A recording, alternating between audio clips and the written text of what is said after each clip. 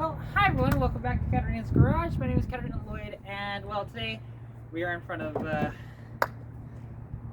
Stitch here, which, like, this car, I love this car and everything, and it runs really great. But actually, before I get into a sort of channel update, I do want to mention that I have partnered, sort of, with AMSOIL.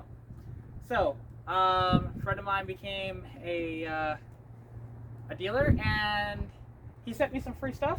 So I am, if you guys are interested in a free discount, actually, well, it's not a free discount, but a permanent discount that you can have, that I think it's 25% off and free shipping across the entire States, and I believe Canada as well.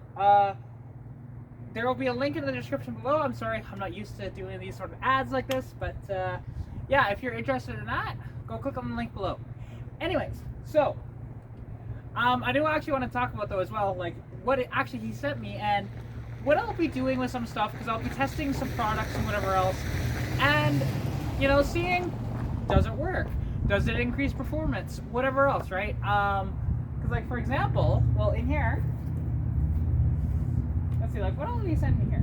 Because one of these, now unfortunately, like this being this is a motorcycle octane boost, not exactly for what my application. However, I think I can make it work if I can do tests by throwing this in a jerry can and you know, making that work that way. So I've got octane boost. Also, I got sent as well some a gasoline additive for cleaning out your fuel system. So this is actually very useful, to be honest. This will probably actually get put into the Civic, and I'll show you guys how that works. Because it's very, very simple, to be honest, to use these cleaners and stuff like that. You know, they do have instructions or whatever, like directions on how to use it, etc., etc. But it's very, very easy. And like, you know, this stuff, for example, because it says that, you know, it'll increase economy up to 5.7%. We can test that too at some point. So yeah, stuff like this is very useful for my channel as well. I got some grease and an engine and transmission fluid.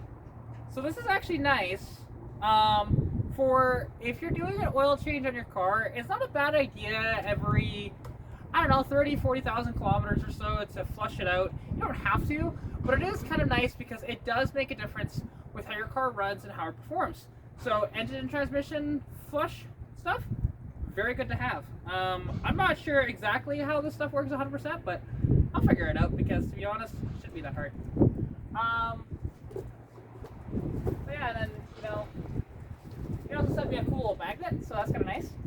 Big magnet too, so I can always use these. Very, very convenient. And then a big old can of grease. But none of that's going to help me with what I discovered the other day, because I was hammering out the fenders on the car in the back because they rub the tires pretty good, actually, all through Edmonton. Now the tires actually need to be rebalanced, or the wheels need to be rebalanced because of that. However, look what I found. In the back quarter, which I'll show you guys that is straight up Bondo, right? And you can see some of the rust on the backside just from it going off, because this is the reason why you do not need near this much Bondo, right? Because I'll show you guys where this was, because there's some of it still there, because I haven't peeled it all the way yet. I want to do that as a separate video, but show you guys a sneak preview, because you can see where I got it off right down here, right? These all came from here, and I think one came from down there, one little piece. But you can see how thick that Bondo is. And I knew this Bondo was here, but I did not address it at the time that I did the bodywork and stuff like that. So, plus you can tell I didn't do a very good job of prepping it because it's going through again. So, yeah, it's just one of those deals. And, you know, it is what it is, but what can you do, right? So, yeah, like, and I will show you guys in a video coming soon. It's windy. I would be doing this actually right now, but unfortunately, it's a little too windy to be doing any bodywork and paint out at the moment. However, I will say though that a little update on the convertible. So there's a few things that are coming to the car which are big upgrades, which I can't wait to show you guys. Actually, there's a sneak peek of one of those on my Instagram. But basically, sorry, I did not want that to fall over. So, God, it's freaking so windy. Basically, we did the motor swap. Motor runs pretty good, actually. My buddy took it through just about a full tank of gas on a test drive, and then he filled it back up again for me, so I appreciate that. You know, I would have had to do that anyways, but you know, the fact that he covered that was cool.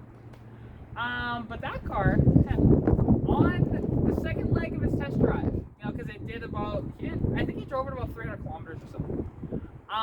The thing is, the alternator decided to let the bearings go and started shooting sparks out of it, right? And unfortunately, don't have a video of that because that would have been awesome to include that thing. So right now, and he is currently trying to diagnose actually the non-charging issue because he got a new alternator. Okay. He has replaced the voltage regulator, but just in case if the one he grabbed out of a dead car wasn't good, he grabbed one out of a running car, still not charging properly. And yeah, just a bunch of troubleshooting, to be honest, probing wires and whatnot, seeing what all we can do under there, because unfortunately that car has the stock EFI harness. Now, the EFI in that year was the central fuel injection, otherwise known as CFI, on the V6s, and actually V8s would have had that in automatics in 85 and back. Like from, I think it was 84 to 85, and then they, on the V8s, they put the sequential fuel injection on it that you see on all the Aero Mustangs or whatever else in 86. However, this, well, like with that car, sorry, I'm just losing track of what I'm talking about.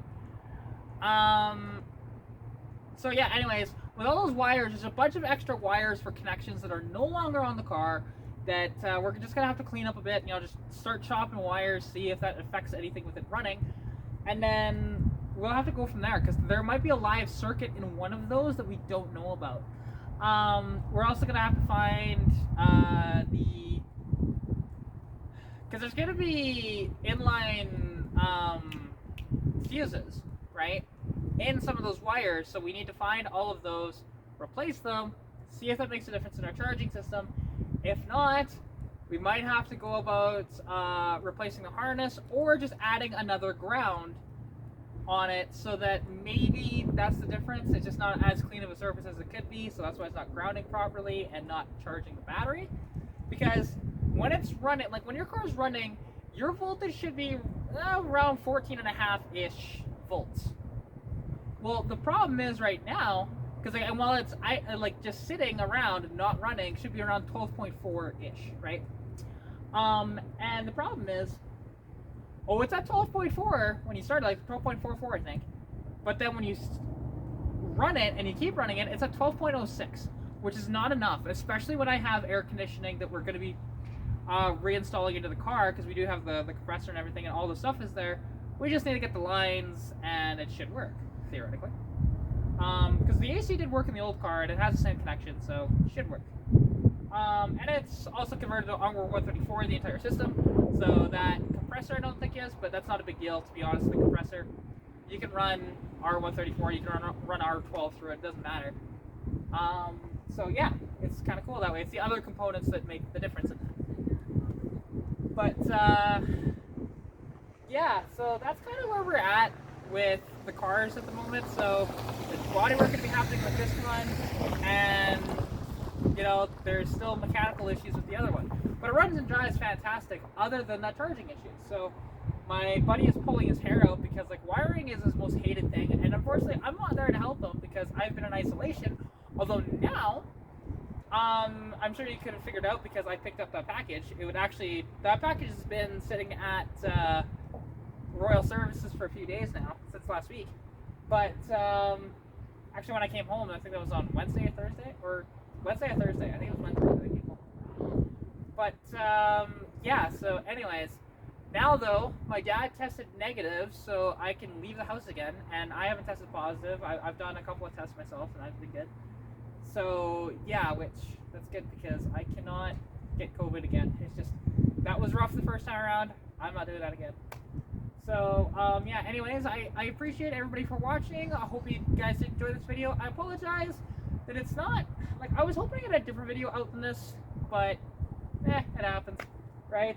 If you haven't checked it out, go check out actually my last video, which was the dyno video. That was really fun to put together. Unfortunately, obviously, I didn't film it because I would have did slightly different angles and stuff like that with filming, but it's okay. You know what? Cody did a fantastic job for me, and I absolutely appreciate it. So, yeah, anyways, if you guys did like the video, hit that like button. Every little bit helps me to grow the channel. Comment anything you want to see down below. Subscribe to the channel if you haven't already. And as well, if you want to contact me, you can at Katarina.garage on Instagram or Katarina's Garage on Facebook. As well, follow me on TikTok at Katarina.garage as well. And again, if you want that, if you want to become sort of an AMSOIL partner and get a permanent discount on stuff, go check out the link down below. You'll get a permanent discount and free shipping. And it's actually a pretty good deal, to be honest. It's really not that expensive to do the subscription package for that. And I'm actually considering it myself because with the amount of oils and stuff like that I use, that actually might be useful to have that sort of shipment keep coming in all the time. So yeah, and you can order as much as you want to make that discount work out better, or if you want to order just one little thing, it's totally fine. And even now, I mean, I've got a little AMSOIL keychain on my keys. So anyways, I'll catch you all later. Bye. Pikachu.